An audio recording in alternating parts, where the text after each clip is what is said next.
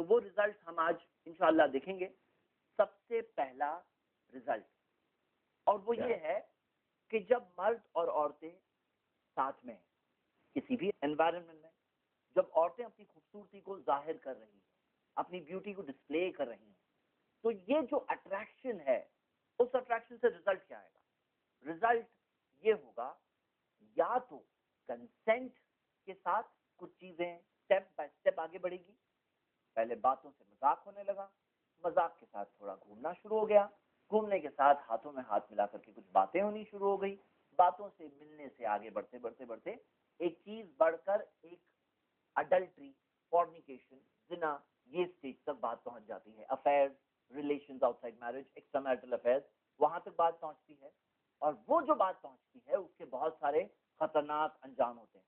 हमने ये discussion polygamy के टाइम पर किया था, लेकिन क्योंकि मैं समझता हूं कि शायद हमारे कुछ व्यूअर्स इस प्रोग्राम की जो देख रहे हो वो उस टाइम पे अगर ना हो, तो मैं बहुत ही मुख्तसर में रिकैप करता हूँ। पहला प्रॉब्लम ये है कि जब ये रिलेशंस कायम होते हैं कंसेंट के साथ, दोनों तरफ राजी, कंसेंट के साथ जब होते हैं और रियली होते हैं, जैसे कि आप वेस्टर्न कंट्रीज में देख सकते हैं, जैसे मिसाल के तौर पर यूके में 47.5% ऑफ द पॉपुलेशन आज शादी से बाहर पैदा हो रही है। अमेरिका में 41% ऑफ द पॉपुलेशन शादी से बाहर पैदा हो रही है। हम देखते हैं फ्रांस में 55% ऑफ द पॉपुलेशन शादी से बाहर पैदा हो रही है। कई यूरोपियन कंट्रीज की यही हकीकत है कि एक बहुत बड़ी उनकी पॉपुलेशन शादी से बाहर पैदा हो रही है। तो यानी ये एक्स्ट्रा मैरिटल रिलेशन जो होते हैं उसका रिजल्ट ही होता है। तो प्रेग्नेंट कौन होने वाला है? प्रेग्नेंट वो मर्द तो नहीं होने वाला है, वो आदमी तो नहीं होने वाला है, प्रेग्नेंट तो वो औरत ही होने वाली है। उसके बाद अबॉर्शंस बहुत सारे होते हैं। जो अबॉर्शंस होते हैं, जो अमेरिका में 21% प्रेगनेंसीज अबॉर्शन में खत्म हो जाती है, उसमें से 85% अनमैरिड औरतें होती हैं।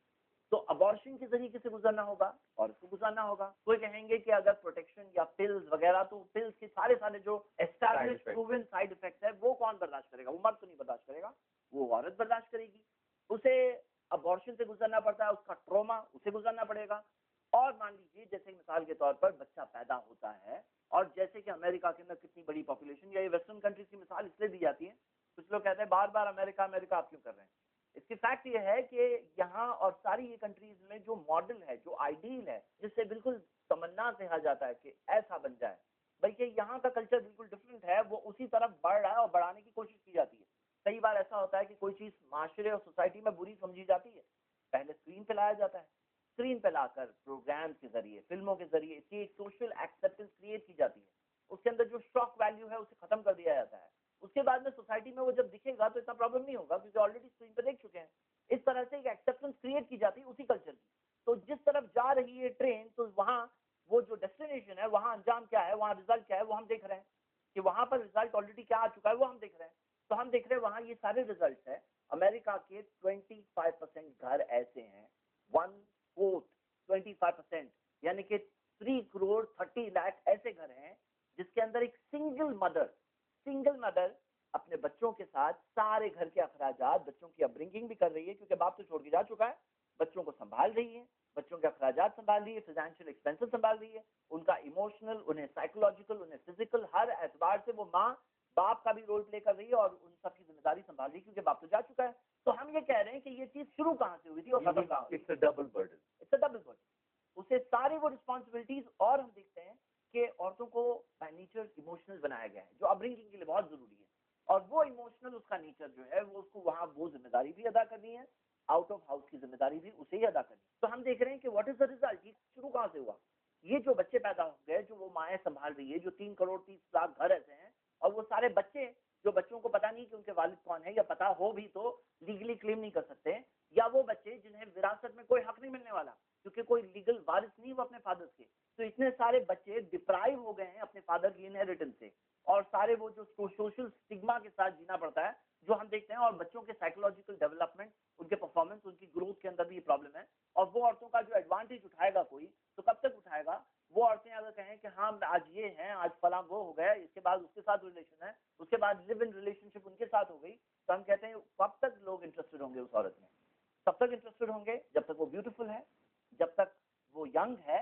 एक बार बूढ़ी हो गई, एक बार उसकी ब्यूटी जाने लगी, जो बच्चों के पैदा होने के बाद कई बार औरतों की जाने लगती हैं, तो उस सिचुएशन में कौन उसमें इंटरेस्टेड होगा?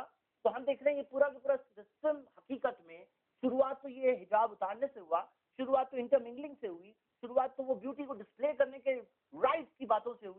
अंजाम कहाँ जा रहा है? उसका अंजाम यहाँ जा रहा है कि ये सारी औरतों के ऊपर एक बहुत बड़ा जुल्म हो रहा है, एक बहुत बड़ा इंजस्टिस हो रहा है। वो सारे बच्चे जो पैदा हो रहे हैं उन पर बहुत बड़ा इंजस्टिस हो रहा है, जो आज वो खुद रियलाइज कर रहे हैं। आज वो खुद रियलाइज कर रहे हैं, आज वो खुद बातें कर रहे हैं कि जो लोग बच्चों को with in the bonds of marriage पैदा करते हैं उनको सर्टेन टैक्स बेनिफिट देना चाहिए। आज वो रियलाइज कर रहे हैं। लेकिन ये जो दूसरी कंट्रीज है जिन्हें थर्ड वर्ल्ड कंट्रीज समझा जाता है, ये कंट्रीज ब्लाइंडली इमिटेट करते हुए उसी डायरेक्शन में जा रहे हैं। जो खड्डे में वो जाकर गिरकर आज बाहर निकलने के ताल्लुक से सोच रहे हैं, वो खड्डे में जाकर एंटर होना चाहते हैं। और ये एक हमारी मेंटल स्लेवरी है, ये हमारी मेंटल स्लेवरी है, जो शायद हम ब्रिटिश जमाने, ब्रिटिश ऑक्यूपेशन से तो आजाद हो गए हैं, लेकिन ये मेंटल स्लेवरी से हम कब आजाद होंगे, ये सोचने की बात है। वैसा मुझे लगा कि आप कुछ ज्यादा जज्बाती हो गए इस टॉपिक को लेकर के। नहीं, जज्बाती होने वाली बात ही है ये। अगर हम देखें, वो सारी औरतें ह्यूमन बीइंग्स हैं, हमारे जैसे इंसान हैं, वो उतने सारे बच्चे हमारे जैसे इंसान हैं। और जो वहां पर हो रहा है, जब इंडिया में बात आएगी तो यहाँ तो फिगर्स, ऐसे भी पॉपुलेशन माशाल्लाह है, तो यहाँ पे फिगर्स और ज्यादा सीवियर होने वाले हैं। यहाँ की बातें अनमैनेजेबल होने वाली हैं। और हम ये देखते हैं कि ये सारी चीजें कोई क्यों नहीं फील कर रहा है।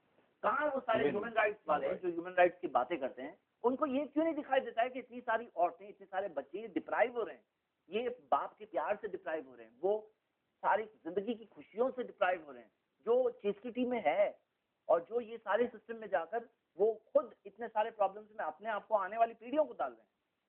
और डबल ड्यूटी एक और बहुत सारे प्रॉब्लम।